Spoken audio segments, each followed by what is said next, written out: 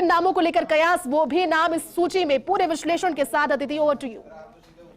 बिल्कुल, देखिए, लेकिन इसमें अभी भी बहुत सारे ऐसे नाम हैं जो आए नहीं हैं, और सबसे बड़ी बात यही है कि बाड़ी, जिनकी वजह से पहली लिस्ट 2 दिन से रुकी हुई है, मलिंगा, उनका नाम यहाँ पर नजर नहीं आ रहा।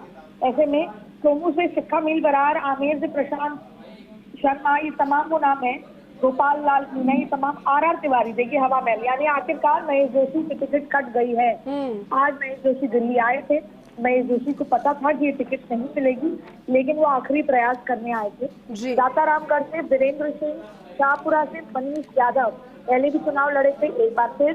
सांगरिया से अभिमन्यु पूनिया, भद्रा से अजीत बेनीवाल, ये तमाम वो नाम है जो फर्स्ट मीडिया पहले बता चुका है। लेकिन आप देखिए, भरतपुर को आरएलडी के लिए छोड़ दिया है। अब आपको बता दें कि भरतपुर में बीजेपी कांग्रेस दोनों में ही प्रत्याशियों की कमी है। बीजेपी में प्रियंका चौधरी जो अब निर्दलीय लड़ना चाहती हैं, तो यहाँ पर भी आरएलडी के लिए छोड़ दिया है। मालपुरा घासीलाल यानी जीएल चौधरी, और बहुत ये माना जा रहा था, इन पर चर्चा हुई थी जीएल चौधरी पर, और आखिरकार जीएल चौधरी को टिकट दे दी गई है। जीएल चौधरी महत्वपूर्ण प्रत्याशी, क्योंकि जब सीसी की बैठक हुई थी तो इन पर काफी लंबी चर्चा हुई थी।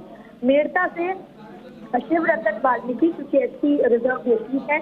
फलोदी से प्रकाश सनानी, और लोहावट से कृष्णाराम बिश्नोई तो पहले ही नाम तय था। शेरगढ़ से मीना कंवर। अच्छा, आपको बताएं कि दरअसल सूरसागर में एक ब्राह्मण का भी नाम था और एक मुस्लिम जैसे शाहजहां खान का भी नाम था, लेकिन वहीं ये देखना था कि फलौदी से किसको दी जा रही है, तो प्रकाश चंगानी को यहाँ पर दी गई, तो इसलिए ये टिकटों को होल्ड किया गया था। आहोर से सूरज चौधरी को दिया गया है, और 84 से ताराचंद भगोरा को टिकट दिया गया है। पर ताराचंद भगोरा को इसको लंबे समय से कई बार उनका नाम अलग अलग जगह आया। ये एक सेंटी रजिस्टर ताराचंद भगोरा। भीलवाड़ा से ओम नारायण इवाल को दिया गया है। लाडपुरा से जैसे बताया था कि नईमुद्दीन गुट को दिया गया। अब देखिए, इसमें है ना 23 नाम आए हैं 44 में से, यानी 44 में से 23 नाम आ चुके हैं। अभी भी नामों कई सारे नाम है, जैसे ज्योति खंडेलवाल ने भाजपा ज्वाइन की, अब तक उनका नाम भी भाजपा से शामिल नाम नहीं आया है। वहीं कांग्रेस के भी कई ऐसे नाम हैं, जैसे धोतवाड़ा का नाम इसमें शामिल नहीं है जी। इसके अलावा आप देखें कि बाड़ी नाम शामिल नहीं है। बाड़ी से किसको चुनाव लड़ेंगे, मलिंगा को लेकर लगातार 4 दिन से अपडेट है, वो कहीं ना कहीं मुलाकात कर रहे हैं, कभी कांग्रेस कभी बीजेपी।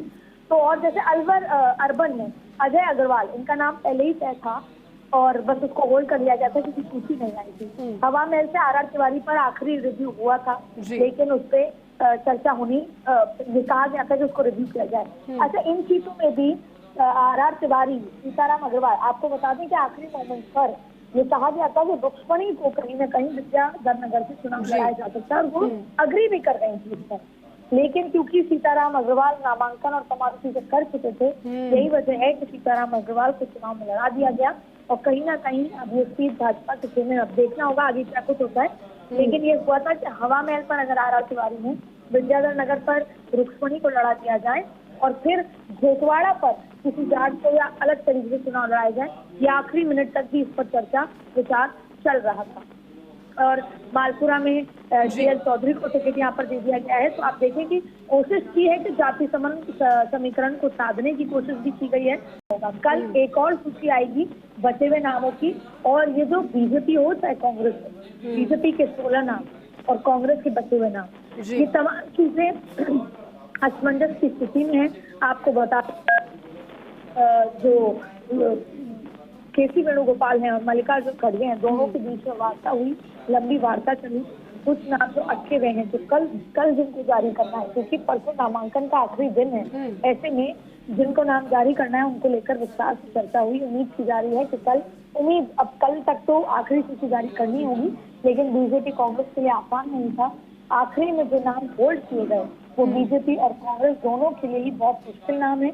या तो कुछ विकल्पों की कमी है, या दूसरी पार्टी से लाने का मुद्दा है, या अपने ही कैंडिडेट को बदलाव। अब आप देखिए, पीआर मीणा का नाम यहाँ पर नहीं है, यानी अभी भी उस चीज को रोक लिया गया है, क्योंकि इसमें घनश्याम मेहर और पीआर मीणा दोनों पर, और जबकि पीआर मीणा पर जब पीसी हुई थी उसमें तय हो चुका था स्क्रीनिंग कमेटी में, पीसी में उसे रोक लिया गया। अब घनश्याम मीणा भी शीर्ष नेतृत्व से मुलाकात कर चुके हैं और पीआर मीणा तो सिटिंग एमएलए है।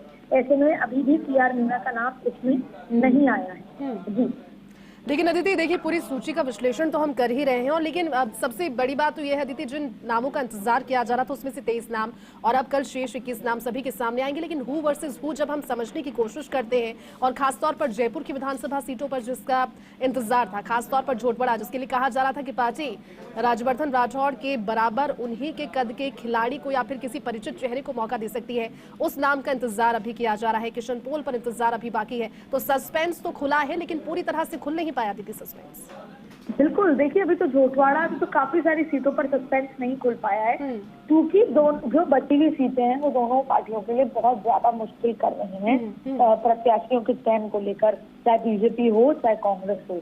ऐसे में अब आप देखिए कि चोमू में रामलाल के सामने सुक्खा मील बराला है। अब यहाँ पर हनुमान बराला पर भी आखिरी मिनट तक भी सुझाव हो रहा था।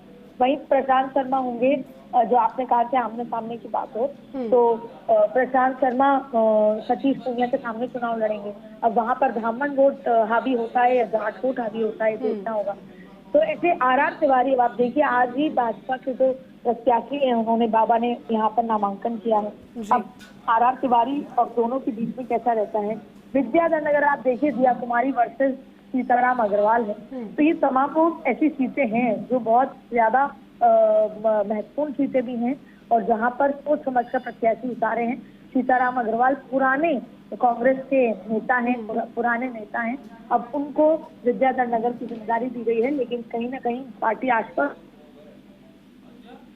लेकिन अदिति, इस सूची के आने के बाद में, क्योंकि अब समय जो है वो कम रह गया है नामांकन के लिए, और सूची के आने के बाद में बगावत के स्वर कहां से उठते हुए नजर आ रहे हैं। साफ तौर पर जब हम जिक्र करते हैं चौमू का, तो रुक्मणी कुमारी के जो समर्थक हैं उन्हें पहले इस चीज का आभास था कि बाहरी पर इस बार दाव खेलेंगे, शिखा बराला को टिकट मिल गया है, इस चीज का आभास था। आर तिवारी ने पहले नामांकन कर दिया। महेश जोशी के समर्थक अनशन पर बैठे थे, भूख हड़ताल पर, और अब तो सूची के सामने आने के बाद लगता है कि डैमेज कंट्रोल करने के लिए समय कम है।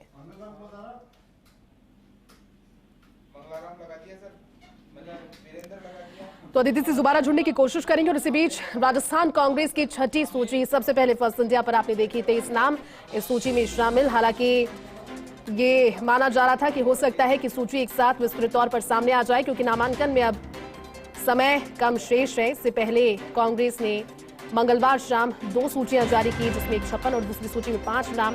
छठी सूची का इंतजार था, छठी सूची आज जारी हो गई है। 23 नामों वाली ये सूची, अब 21 नामों का और इंतजार। लेकिन सबसे बड़ी बात ये, क्योंकि कर्नाटक और हिमाचल चुनावों की तर्ज पर जिन फ्रेश और नए चेहरों का जिक्र किया जा रहा था, वो अभी भी सूची में हो सकता है कि दूसरी सूची में दिखाई दे। लेकिन जो चौंकाने वाले नाम और जो फर्स्ट इंडिया के संकेत थे वो इस बार भी खरे उतरे। सबसे बड़ी बात जब आप देखें